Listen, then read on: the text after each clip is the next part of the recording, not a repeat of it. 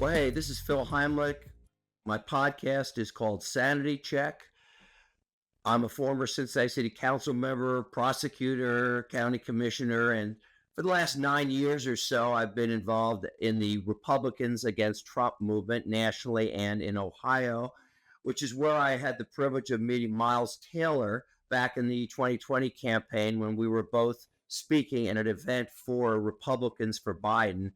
Miles is an incredible guy, one of our leading experts in counterterrorism in the country and national security. He's worked for several presidents and vice presidents, the Secretary of Defense, and others. He's best known, though, for serving in the first Trump administration and writing an anonymous column in the New York Times about the dangers that the Trump presidency posed to our country.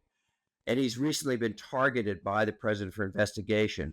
But he'll tell you more about that. Miles, thanks for being here. Yeah, Phil, great to be with you, my friend. Great to see you again. And by the way, besides all your other titles, you've been on every media source and podcast around. I'm going to share something about you that I bet nobody else has talked about. That is Uh-oh. that when you were a high schooler in Indiana, you were the state debate champion. Am I right about that? Rumors of my debate success may have been mildly exaggerated, but in that case, yes, that's right. All right. All right. I just thought I'd throw that out, kind of impress you a little and show that I haven't do a little research. But Phil, I try Let's not to talk let about I try not to let my opponents on TV know that in advance. I want to try to disarm them. exactly, because it's like you're the football team that is kind of underplaying your strengths. So everybody say, "Wow, he's really good." Yeah, for sure. All right. Tell us what led you to go into public service. I know that a lot had to do with the 9/11 attacks. Explain your decision to go into public service and the first couple positions you held. Yeah, I went to Washington almost immediately in the period after 9/11. Like a lot of Americans, I had watched the attacks live on television, and I had actually been there, Phil, in New York City 2 weeks before the attacks. I had been visiting a relative and went on a tour of the World Trade Center and had lunch up there at the top of the towers.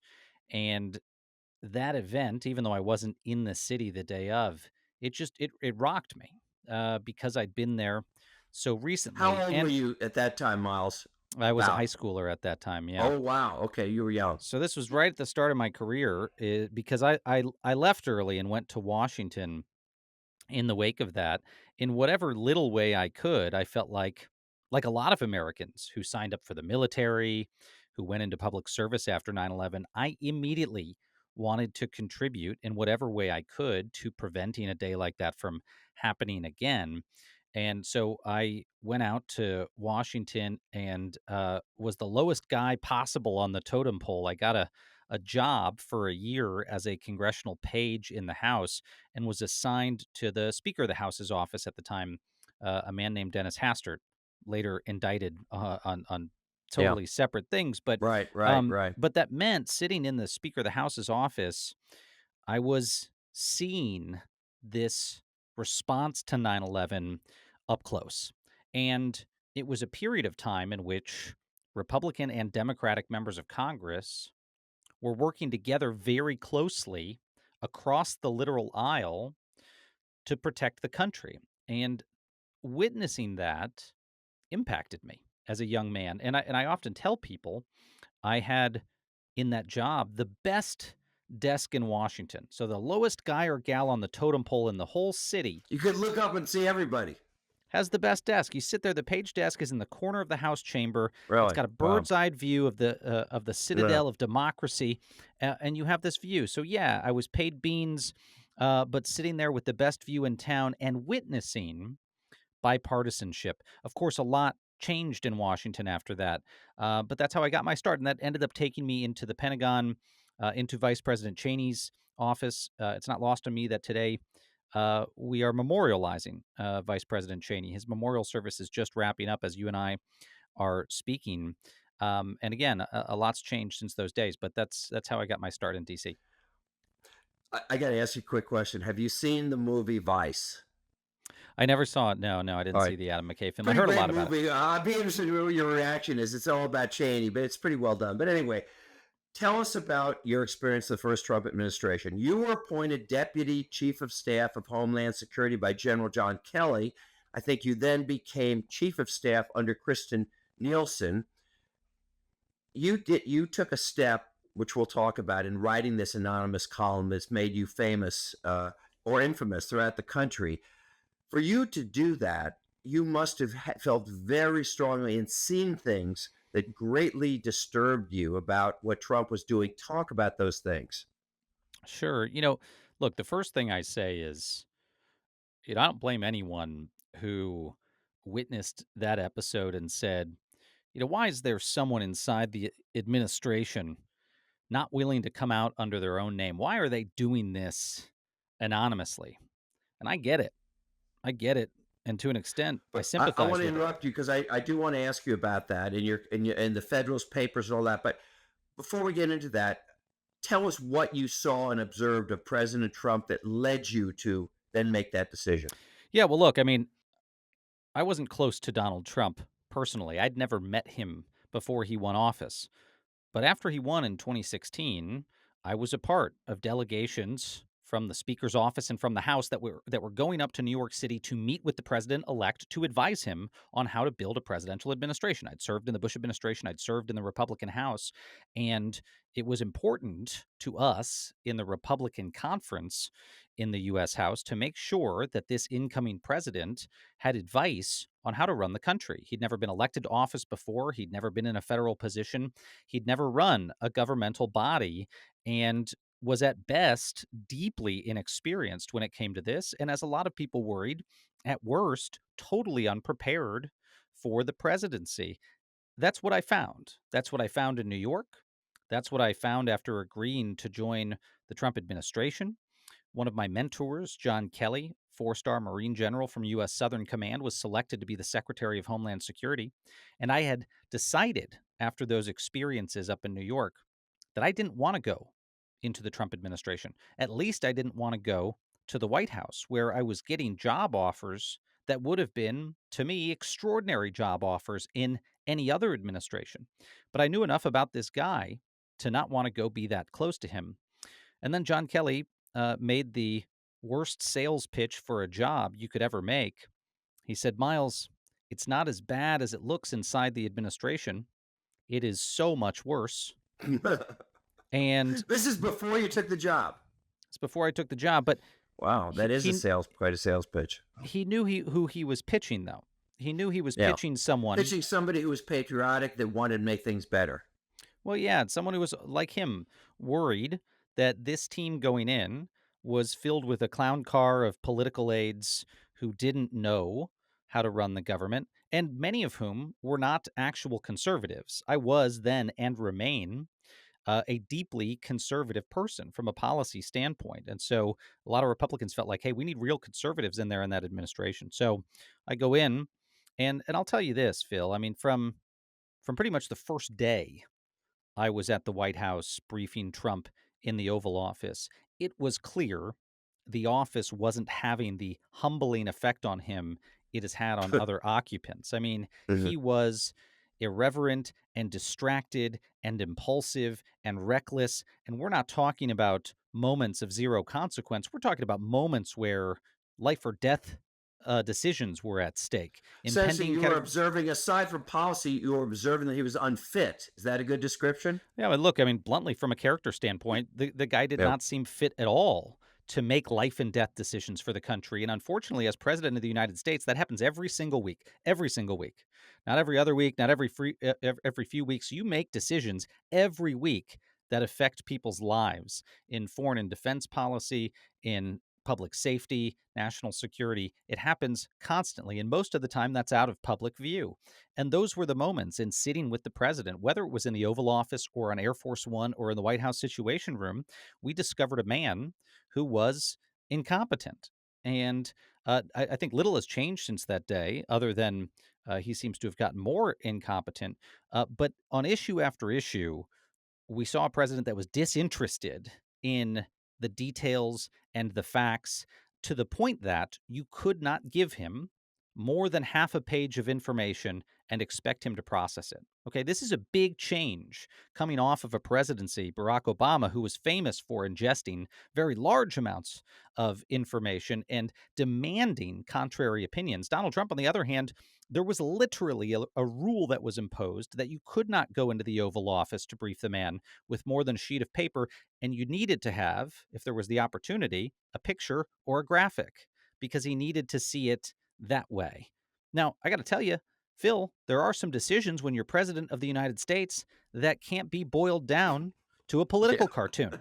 In fact, it happens to be a lot of the decisions you make cannot be boiled Yeah. down to a political Yeah. cartoon. Yeah. And, often that was borderline comical. Usually it was gut wrenching. You'd walk out of the Oval Office and say, my God, did that just happen? I mean, the most Were you frequent usually there conversation. with Kristen Nielsen at the same time, or whoever your superior was at the time when you visited with him? Well, it would depend. I mean, usually with John Kelly when he was secretary, Yeah. Kirstjen Nielsen Yeah. when she was the secretary after that. But often you're at the White House representing your department because the secretary is at another function or the secretary's Yeah. traveling. So I was often the You're the guy stand-in. who Uh, runs things. That's right. In those conversations. And there are moments where you don't have the Senate confirmed cabinet secretary with you, but the president's proposing something outlandish and you've got to speak up. You've got to say something. I can remember one of those episodes on Air Force 1 where Trump was telling us he wanted to retrofit every piece of the border wall to have absolutely flesh-piercing spikes because, in his words, he wanted the migrants to see impaled bodies dangling from the border wall as a deterrent. Yeah. You're in the president's cabin on Air Force One, and he's graphically describing to you how he wants impaled corpses on a border wall because that would scare people. It would create a bloody spectacle. That's some pretty sick shit. And, you've got to be able to respond to that and push back and say, Mr. President, Border Patrol doesn't think we need that to do our jobs. Instead of sitting there and being a yes man and saying, yes, sir, we'll go create flesh piercing spikes and stick them on the wall. And those are the types of conversations you had to have with the man all the time. Sometimes it was flesh piercing spikes. Sometimes it was he wanted to invoke the Insurrection Act to go deploy the U.S. military on American city streets, contrary to the normal functioning of our democracy. And in any of those circumstances, you had to be equally willing to tell the president, that's not lawful, sir. We cannot do that. And one thing I'll say about this, And Phil, did you is do that? And when you did, what was his reaction? look, I mean, Donald Trump was quick to anger. He Yeah. grew very, very frustrated with his Department of Homeland Security. He Mhm. systematically purged people from our department and other departments. And I would say, if you, at that time period, the first 2 years of the Trump administration, when I was there, if you rank ordered the department leaders who most often were fighting with the president, we were at the very top. And that's not because, Phil, we were defying the lawful orders of the president. It's because the president was so often asking us to do illegal things that we had to so often say to him, no, sir, we cannot do that. That's not consistent with the law. And he grew very, very frustrated with that and ended up sacking a lot of the people in the department and stacking it with loyalists. Tell us about the moat idea, because we talked about that a couple of years ago. Yeah. This is you can't make this up. Tell us about his moat proposal. Well, you can't make it up, and it's one of those things that's, I think, really symbolic of who this guy is. I remember the day I was in a meeting with the Secretary of Homeland Security, then Kirstjen Nielsen, in her office at DHS headquarters. We were just finishing talking about a very sensitive intelligence issue. The phone rings. It's the president. She puts it on speakerphone. It's just the two of us in the office. And he starts to describe to her an idea he has had for how to make the 2,000-mile border with Mexico more secure.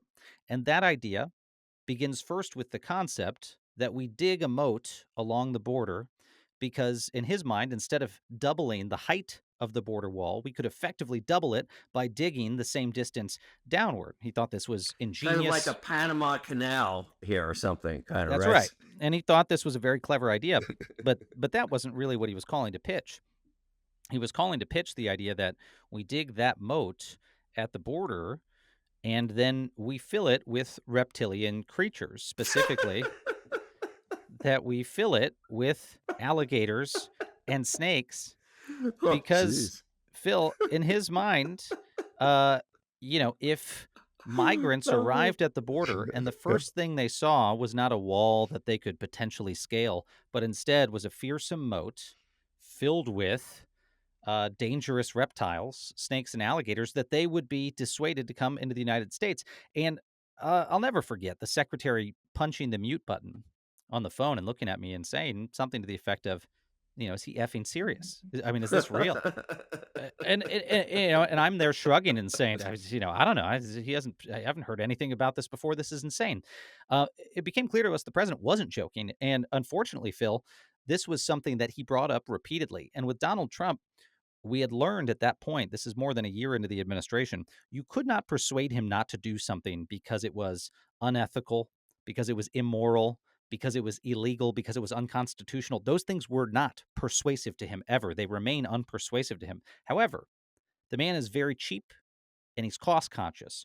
So if you can persuade him that something is far too expensive, that's how you get him off the issue, at least for a period of time. And that's literally what we did. We had to go direct officials within U.S. Customs and Border Protection to do a back of the envelope assessment of what it would take to create a 3,000-mile long zoo and take care of creatures in that moat zoo, to go back to the president and say, sir, we think this will cost us whatever the number was at the time, tens of Yeah, billions of dollars. right, And he right. said, no, no, no, that's too expensive. That's too expensive. That's a good one, Miles. That's almost as good as Colbert. That's very good. Well, and that's how we got him. That's how we got him off of it. I'll say, Oh gosh. unfortunately, Donald Trump doesn't let go of ideas, and he returned to this administration obsessed with the idea of getting what he wanted, some sort of alligator deterrent.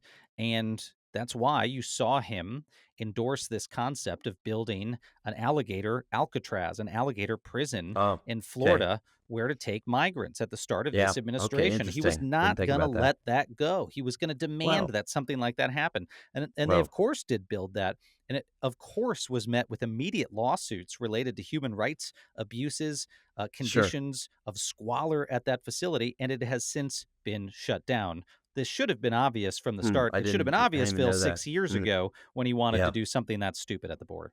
Wow. Interesting. All right. So what you've observed leads you to do something that I don't know if it's ever been done in history, though you're going to talk about what happened prior to the Revolutionary War. I want to hear that. What was it? What led you to go ahead and write that column, that anonymous column in the New York Times? Or what Well, were the steps and yeah, what it was had going been through a your lot of mind? things. I mean, at that point, I'm about a year and a half into the Trump administration. The first year I would characterize as largely successful in terms of preventing the president from doing illegal things. By the time we got into the second year, Donald Trump's demand that we do things that break the law, from shooting migrants in the legs to instituting a policy of family separation, we could no longer stop those. He was overruling us and ordering these things brought into effect. So it became clear to me that the process of trying to prevent the president from the inside from breaking the law was no longer working. Now, it also struck me that unelected bureaucrats like me should not be the ones having secret conversations in the administration about how bad it was getting, because it was not our job to decide whether to fire or rehire the president. That's the job of And the just to American people. clarify, I think your feelings were also expressed by other people in the cabinet privately and other leaders privately. Is that correct? I would say that the opinion piece that I ended up publishing, almost every word of it could have been endorsed by a majority of the president's cabinet at the time. I mean, Okay. All literally, right. without Yeah. exaggeration, almost every word, because those were the things people were saying in private. I wrote nothing there that hadn't been said by other senior officials in private and cabinet members who were terrified at the president's conduct, to the point that you had sitting members of the president's cabinet talking about the possibility that they might have to invoke the 25th Amendment of the Constitution.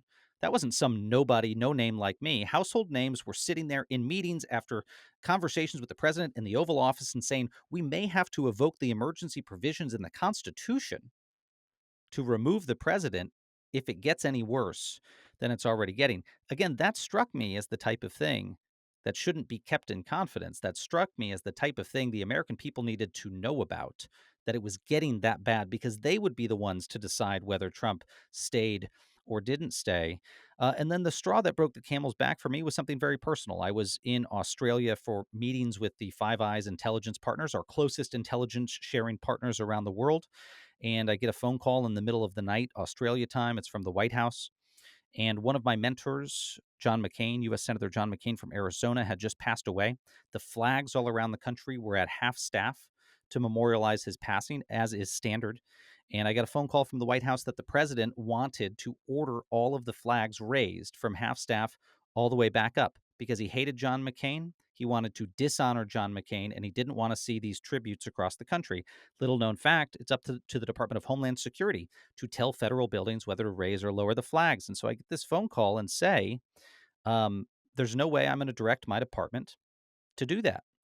And the response I get back from Chief of Staff John Kelly is, I know we're trying as best we can to keep him from directly ordering this, but we want to tip you off because he might call you and the president might demand that you do this. And I made very clear, if I get that phone call, then my response will be my resignation.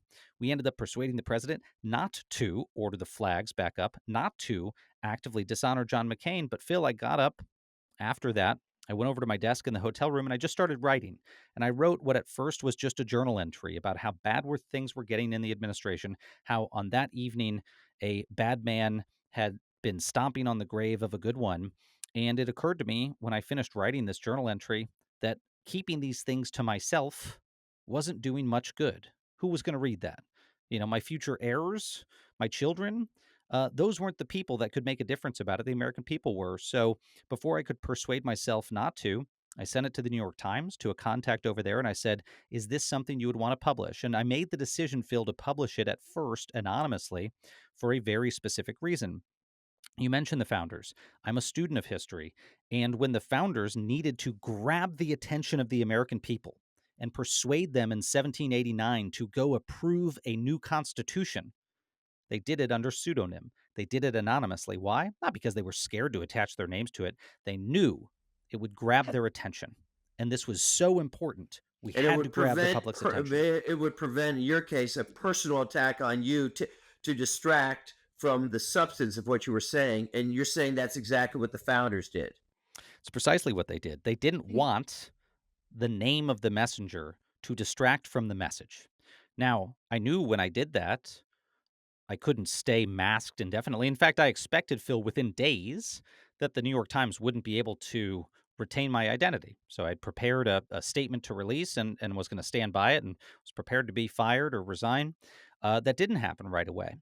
And so I decided to write a longer missive under that anonymous moniker. But as 2020 approached and a few months before you and I met, I made the decision that I needed to, before the election, come out under my own name, to do so publicly, so that I could, in more detail, specific detail, describe why this man was unfit for a second term in office. That's what I did. And I, of course, knew, Phil, it would result in major consequences for me and for my life, because Donald Trump is a famously vindictive man. And that turned out to be the case.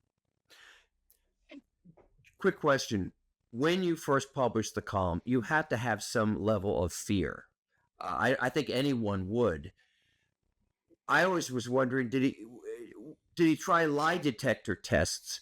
Were you afraid that he would do something like that, or that he would take some steps through the FBI or something to uncover the person who wrote this? Well, I mean, it would be foolish for someone to do something like that and not be prepared to be out there in their own name. So I made the Okay. decision knowing I wasn't going to get to wear a mask forever. And also, Okay. I wouldn't have liked looking in the mirror at a person who had decided, I'm just going to criticize this guy anonymously. I'll never own it. So I went into it prepared with a public statement and ready to own it, expecting that in Washington, secrets just don't hold. They don't hold Right. very long. Surprising how long yours held, isn't it? It is. I mean, it's a testament to the fact that the Times protected their source extremely well. And I didn't share it with people. This wasn't about bragging. Hey, look at how I poked the Yeah. president. This was about the message. But there is some fear there because I know who this guy is. I Right. know that he is intent on tearing down his enemies. And in fact, that was the whole point of the opinion piece, is to say, America, you cannot reelect this man because he's abusing his power for his personal self-interest. And without a shred of irony, his immediate response to the opinion piece being published was a 7-letter all caps tweet. Treason? Question mark? Because to the president of the United States, dissent is tantamount to subversion, Right. to Right. treason, a crime punishable by death. And to your question about, was I worried if he was going to order lie detector tests, in the immediate wake of the opinion piece going out, he directed the U.S. Department of Justice to go find the writer and demanded that the New York Times hand that person over for, quote, national security reasons. But Phil, it's a First Amendment protected activity to criticize the President of the United States, even if you work for the President of the United States. So, of course, that investigation went nowhere. There was nothing to investigate. You can't investigate First Amendment protected speech. But after that blew over and it was clear they weren't going to be able to uncover me on their own terms, it was my decision to come forward on my own terms.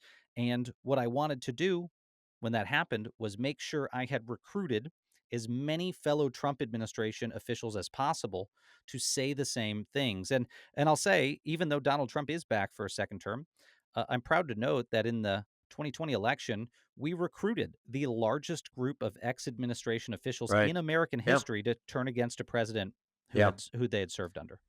All right. Let's jump to the president. This term, the second term of Trump, you made a statement which I found very powerful.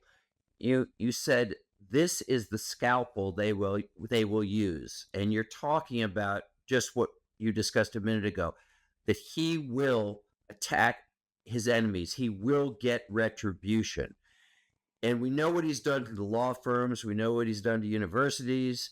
We know about the targeting of Letitia James and Adam Schiff and so forth and so on, which is basically shows what you said was prophetic. Let's talk about your specific situation. April 2025, the presidential memorandum targeting you comes out. Tell us how you learned about this and tell us what has happened since. Yeah, I was coming home from, of all things, taking the dog to the dog groomer, and we have a You're little. out of government now, right? You're in kind of private sector something, right? Yeah, started a business, Yeah. It consulting wasn't like you business. were hurting him anymore. You weren't in the government. So, but That's go right. ahead. Yeah, we're running a small emerging technology consulting firm with about 50 or so employees and contractors. Come home for that day. This is this April, of course, with the dog from the dog groomer, and I get a message that the president is talking about me in the Oval Office. And this is not a surprise to me, Phil, because when he got reelected, I had total certainty he would come for retribution. I mean, he's spent 5 years on the warpath attacking me, threatening prosecution, threatening attacks. And hell, this is the only thing I've been talking about for 5 years, is that a second term of Donald Trump would be a term of retribution and revenge. I've said it over and over and over and over. And of course, that was going to happen. What I did not expect is that when I opened my phone to see him speaking live in the Oval Office, that he would be ordering a federal investigation into me by name for that crime he had mentioned when I Treason. published an op-ed. Treason. Treason, right? Yeah. Yeah. Okay. Again, a crime punishable by death, but the inversion of the justice process, because the justice process starts with evidence, and that evidence build towards the charging of a crime. The president of the United States declared I was guilty of that crime, and then effectively with an EO directed his staff, by the way, go find me the evidence that this Right. guy is guilty of the crime. As I found Mhm. out later from legal scholars around the country, this was the first time in 249 years of the American Republic that a president has ordered an investigation into a named critic in an executive order. It's never happened before in the history of this country. But since April 9th, I will say it's happened again and again and again in Yes. executive Yes. orders and social media posts. Yep. Um, the personal consequences, I don't say this for any sympathy. I always tell folks that, Mhm. Yeah. but they've been very real. And I think it's important for people to Mm. understand how Yeah. devastating it is when a president abuses his power to Yeah. go after his critics. Is we, Yes. uh, our business blew up. The 50 people who were dependent on me for their paychecks no longer received those paychecks. My company fell Mhm. apart because my business partners were terrified that they Mhm. too might get attacked by the president. And so the Mhm. business fell apart. And our family faced a whole host of financial threats and death threats, and not just against me. I mean, very vile and graphic threats against my wife, against my 1-year-old daughter, against extended family members. You get into a circumstance like that, Phil, and you find yourself playing whack-a-mole with faceless people around the country online who are issuing. Who are Trump fanatics. Uh, I've always felt like one of the reasons he pardoned all those crooks that did the January 6th thing is this is kind of like part of his private militia almost to go after his enemies. But go ahead, continue, because I know it's been a horrific thing for you. Well, and he knows that when he blows the dog whistle, those people will respond. It's why when he first came forward against me, the president said very bad things will happen to him. That was not a forecast. That was a directive. That was a directive to his followers, make bad things happen to this guy. And so we, Hmm. of course, were doxxed, our personal information shared online, our address. The harassment was immediate. And then you have to start suing people you've never met around the country to go get restraining orders to Hmm. protect your family. So we grappled with that. But I think, more than anything, it comes down to a question of, are you going to push back and risk the near certainty that the administration will retaliate, or do you try to just lay low and hope the thing blows over? And I'd like to say we answered that question immediately. It's easy to listen to someone talk about that and say, well, yeah, you decided you had to fight back because you got to, because this is wrong. Okay, well, when you're looking your wife in the eye and she says, do we have to sell our house to have enough money to afford lawyers? Your first thought is not, all right, we got to go out there and fight this guy. Let's go on TV. And Hmm. so Yeah. we thought Yeah. about this as a family, what the consequences would be. And credit to my wife. She was the one that very plainly said one evening, several weeks after this is just wrong. This is wrong. And if we bow down and we don't do anything, it's going to make it easier for them to go after other people. It will send them a message that, hey, this worked. It shut Much Miles up. much like some of these law firms and universities have bowed down, thinking that with a guy like this you can appease him, which they has always been thought of dictators throughout history. I think one point you bring up that's important is that when he does this kind of thing, whether it's toward you or James Comey or whomever, oh, and let's say ultimately he charges somebody's charged, you're not convicted, or Comey isn't convicted. What people have to understand is the legal costs and the personal threats, everything that goes with it, is absolutely horrific, whether you ever get convicted of anything or not, because it's already imposed an incredible burden on your family. Am I right? Well, you haven't been to court yet on this. They they know that the process is the punishment. They know it very well. And that's not just me speculating. In the immediate aftermath of the investigative order against me, senior White House officials placed a story in the Rolling Stone that said, we did this to send a message. That was their quote. That was the headline of the story. We did it to send a message. And that message to any other dissenter was, you better not criticize the president, or we're going to investigate you and upend your life, because they know, and the people they were trying to send that message to know, that that process can last years before you have any hope of getting a court to throw it out. So that's where we find ourselves now. I haven't been charged with anything by this administration. Do I think I will be? I do. I absolutely do. The president is Yeah, not issuing these as yeah, hollow threats. He wants to indict people like he has Comey and yeah, Letitia James and John Bolton and others. He wants to indict them. yeah. And I'll tell you this, you watch someone long enough, you will find an infraction. I mean, it's the Oh, Soviet of saying that's course. been making the Like rounds. these mortgage statements that he's obviously told this guy to. look up. I mean, you're exactly right. I'm a former prosecutor, and there's something called prosecutorial discretion. All right, you don't charge everybody with every possible offense. So what you're saying is, if they want to get you, they can find something. That's right. And we want to send the message that that should not scare Americans from speaking out. That the more of us who refuse to be intimidated, the likelier it is that we're going to beat back this thing and that the rule of law will ultimately prevail in the courts. And that may require many of us to have some very hard years in the justice system. But at the end of the day, Donald Trump has done us a favor, which is he has thoroughly papered the record with his desire to abuse Yeah, his power for yeah. retribution. And ultimately, I have confidence that's going to bear out in the courts. I hope you're right. To wrap up, I'm going to ask you to look ahead to the next 2, 3 years. What do you see as the next steps that he is going to take to undermine democracy? Gavin Newsom, who I think, whatever his motives, has been a pretty articulate opponent, I think, of what Trump is doing, has said that he's sending these troops into the cities not just for some crime prevention. He is going to use them in some way to intimidate or postpone or do something in the 2028 election. Because my feeling is this is not, if he's still alive and relatively, I hate to say of sound mind, but whatever he is now, I can't see this guy just leaving. But that's kind of how I look at it. What do you think the next steps are that we're going to see? Well, you know, the steps that we've already seen. Let me put this a different way. I published a book a few years ago called Blowback: A Warning to Save Democracy from Trump's Revenge. And I did a back of the envelope assessment a few weeks ago of how many predictions in that book have come true.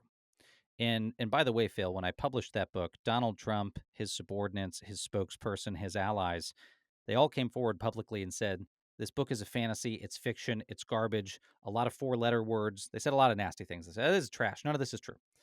75% of the things that I forecast in that book have already come true in the first 10 months of the Trump administration. 75%. The remaining 25% of the predictions I made in that book had to do with further abuses of the justice system, of the United States military, and of the United States intelligence community. And we're already seeing some of those things. So on the justice system side, my concern has always been he will indeed lock up some of his critics. And look no further than this week, Donald Trump posting on Truth Social to his own attorney general, lock someone up already. The pressure is becoming enormous. If he doesn't see his critics in handcuffs and jail cells, he's going to be pissed and he's just going to do it himself. And that sounds outlandish and hyperbolic, but he started his campaign for the presidency with the phrase lock her up. And I promise you, he will end his tenure as president having in some way, shape, or form achieved it for his critics. That's scary in and of itself. But when it comes to the United States military, my forecast from firsthand experience, because of his constant demands to invoke the Insurrection Act, is that yes, he would, in multiple U.S. cities, go deploy American troops, and under the guise of pursuing immigration enforcement, but with the real agenda of exerting intimidation and power. And as Gavin Newsom notes, the fear is about what could happen in elections. Once again, this is something that I was writing about several years ago and quoting multiple of my former colleagues in the Trump administration who said that they worried if he returned to office in a second term, he would use U.S. forces to try to prevent the peaceful transfer of power, to try to influence elections in To his help him favor. stay in power, in a That's right. sense. So that's a very real worry. I see it happening. And then when I mention the intelligence community and law enforcement, what haven't we seen that we could see? I think it is the lawless surveillance of political adversaries. And we are starting to see indicators of that just in the past week alone. I mean, put aside the prosecutions of his political adversaries, we are seeing reports that ICE agents and CBP have been given surveillance powers that have never, ever, ever been authorized for them by Congress. There are cameras that were just revealed in a story today on highways that are tracking vehicles and where they go in the United States and giving agents the ability to see where and when American citizens have traveled. ICE agents now have an app on their phones that allows them to take a picture of a license plate And then it takes that license plate, it tells you whose car it is, where that car has traveled, where it's likely to be based on artificial intelligence, and it merges court records, marriage records, voting records into that data. This is extraordinary. These are not powers ever authorized by Congress. These are powers liable for abuse. And then just today, Phil, the president of the United States, said he believed Democratic lawmakers who argued that members of the military and intelligence community need to be prepared to refuse illegal orders. The president went out there publicly and said those Democratic lawmakers should be hung for sedition. That was today. The president of the United States saying 6 elected Democratic lawmakers should be killed because they said members of the military and government should refuse illegal orders. Phil, I sense a deep irony about that. You've got Democratic lawmakers saying, hey, watch out, the president might tell you to do illegal things. His response is to say that we Do should an illegal thing. illegally murder 6 Right. Democratic lawmakers. That's how bad things are getting in this country right now. And you mentioned ICE. Correct if I'm wrong, but this doesn't even include all the money that is going in to expand ICE. My understanding will be like the 15th largest army in the world, if you consider it an army, which to me is fulfills everything you're saying. Okay, I want to take a minute and tell us, describe your different books. I think you've had 4 so far. I think people want to know about that, as well as your current podcast stuff. And I want you to talk about defiance.org. Yeah, people can find my first book. It's called A Warning. I I'm the worst book salesperson ever because I don't recommend you read it, because many of you already didn't heed it, and you reelected Donald Trump to the Oval Office. I wrote a second book called Blowback, as I mentioned, A Warning to Save Democracy from Trump's Revenge. Uh, Worth reading still because, as I noted, he hasn't done everything in there yet. That book is based off of interviews with 100 of my former colleagues in the Trump administration, asking them one simple question: what did he want to do in a first term that he didn't do? Help me paint a picture of a second term. But right now, Phil, my primary focus is running something called defiance.org. We just launched this a few weeks ago. And the reason that we launched it is it was born out of frustration. I had a lot of people asking me every day, what can I do? What can I do to push back against this? And I got irritated that there wasn't a clear answer. Yes, a lot of us went and protested at the No King's Day protests in June and October. That is great, and as it should be. But there are daily threats to democracy coming out of this White House. And it struck me that we needed some sort of place to tell people really quickly and on a regular basis, here's what you can do this week and this week and this week. And so we launched defiance.org to be, as we call it, a club for courageous Americans who donate. And every week we get together and we use those donations to go fund the best groups in the country that are fighting back against the lawlessness. And then we give our members specific actions they can take if they want to follow up and support those groups. So that's what I'm up to. I'd urge folks to go to defiance.org, check it out, and come join us. Just last night, we gave $30,000 to a whistleblower group to help protect these whistleblowers who are telling us the truth Yeah. about what's happening inside the Trump Right. administration.